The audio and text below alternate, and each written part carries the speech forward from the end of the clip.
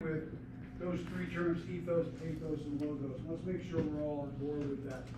What is ethos? What does that term mean? Credibility, right? Credibility or character, right? Those two things. And why is it, I mean, literally it means character, but in terms of rhetoric, it definitely means credibility. Why? How do character and credibility, how do they fit together? Why are they two pieces of the same thing? Why are character and credibility the same thing? Often reputation and trust that the person perceive you as whether or not they can trust you over. Yeah, trust, right? Trust is the key word, and I think that's exactly the idea of, can I trust this person, right? Can I trust Colin? Well, not skiing, but for other things maybe because he's honest, right? What I heard in that story was he's honest, right? There's a certain honesty. Or can I trust Grace? Well, if I'm in trouble and I need some help, then that's somebody I can trust in different situations. So credibility and trust come from feeling like the person is telling you the straight story, right? But there's also another part of credibility. How else is credibility formed? Let's talk about many ways that ethos or credibility is projected. Part of it is trust. What else creates credibility? What else are you looking for whether you can trust someone? Yes. Say if it's a more popular person, maybe success. Sure, success. I mean, somebody who's gone down the road that you want to go down and is successful at it, I can make them a role model, and in doing that success shows them the fact that they've been successful in something, especially if they've had adversity along the way. Right? I feel like if they're able to project like intelligence in a way in like the workplace, I think that really goes a long way. Yeah, let's talk about a term like intelligence. What do we mean by it?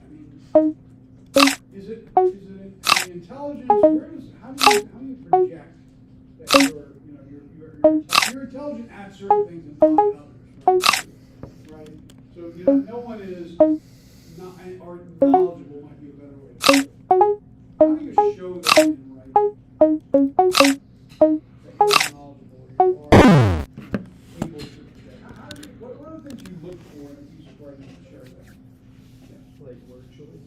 Word choices, sure, word choices. Not always, and it's not always, I mean, if somebody's using lots of really fancy, difficult word choices, it might help you think, well, this person must be pretty smart, but what else might it do?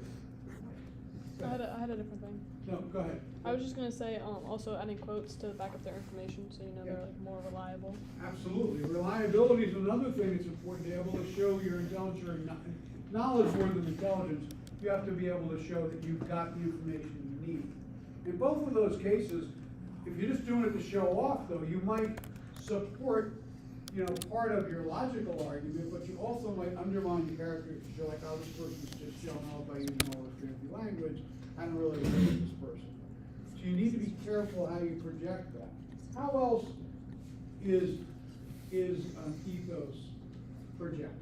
Character, credibility. How else is it projected in writing? How is it created? We'll talk about it in more detail when we look at the letters themselves, but how else do you create ethos in your writing? Yes.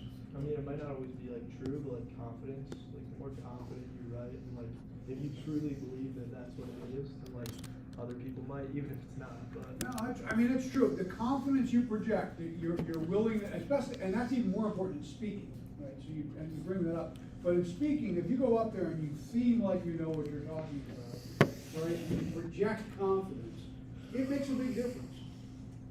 And in some cases, of course, depending on your personality, you can create confidence, in some ways like Colin did by just joking around and saying, well, I make mistakes all the time. In fact, that didn't undermine his credibility, right? It increased his credibility because he's honest about it. Like, yeah, this is the way I am. I'm clumsy. I always, I take on things. I do things I shouldn't do. That was a certain different kind of credibility. It depends on the situation. Go back to a rhetorical situation. For a particular audience and for a particular purpose, credibility is created differently, right? Credibility among your friends, credibility in telling a story, a personal story, is different than credibility in your profession, right? Because even though, you know, I really care that all these nurses are very caring people, I care more they know what they're doing, frankly, right? Because you could be really nice to me and give me the wrong medication, I'd rather have the right medication. So I really want that credibility too. There are different forms of credibility, and depending on the situation, you want to choose the one that best fits. We'll look at that in the example of Martin Luther King and the clergyman in a minute. All right, so that's what ethos is about, creating credibility or showing a good character that people will trust. Then there's pathos, right, which is what? What is pathos? Yes. Emotion. Emotion, right, projecting emotion. It is one of the strongest ways to win people over is through emotion. And in doing that, if you grab somebody's heartstrings, it really makes a difference in being able to convince people and making a good logical argument. And so what are the downsides of using pathos?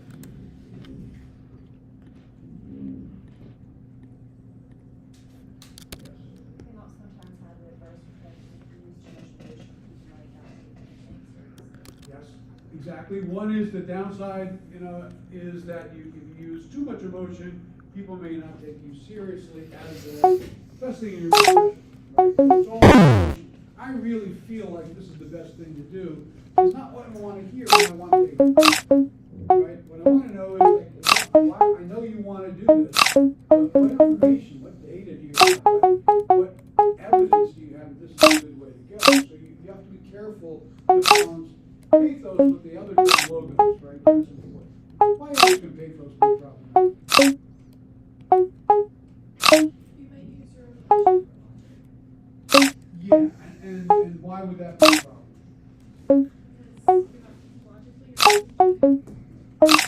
Yeah, and even more importantly in some ways, you might be convincing, getting your audience not to think logically. And emotion can be abused, right? If I just really convince people to do something that's not logically or not correct, just because I'm a good speaker and I get your emotions involved, that can sometimes be problematic. You can convince people stuff that isn't true by drawing in their emotions. And you want to be careful because there are some ethical things involved with using emotion in a way to convince people of something without actually having the facts to support it. So, now, these things are not unrelated to one another because if you've got lots of facts and a lot of information and you know your material well, and you use that, that's logos. But it also supports what else? You give a lot, and this was brought up already by all of you. If I got lots of facts and lots of information, I provide all the information, yeah, that's all logos. But what else does it support? What other appeal does it support? If I give all that information. Yes. Ethos, right? Because it strengthens my credibility because I have all this information. Right? Or I might balance pathos with ethos as well. I project myself to be a very caring individual, like some of you did in your stories. Very caring. That is ethos, but it's supported by pathos. So as you do this work, you're not just saying, well, here's ethos, here's logos, here's pathos, and give those examples. What I want you to do is talk how they work together. Right? Because arguments